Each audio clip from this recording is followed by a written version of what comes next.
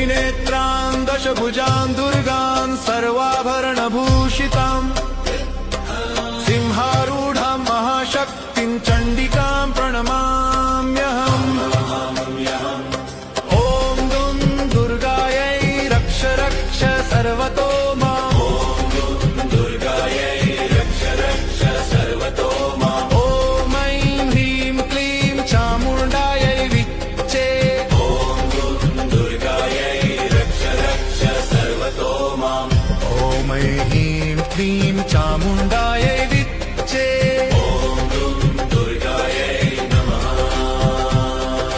या देवी सर्वभूतेषु शक्तिरूपेण संस्थिता नमस्तस्यै नमस्तस्यै नमस्तस्यै नमो नमः। पूर्वे पातु महादेवी चामुण्डा च महाबला दक्षिणे रक्षतु मा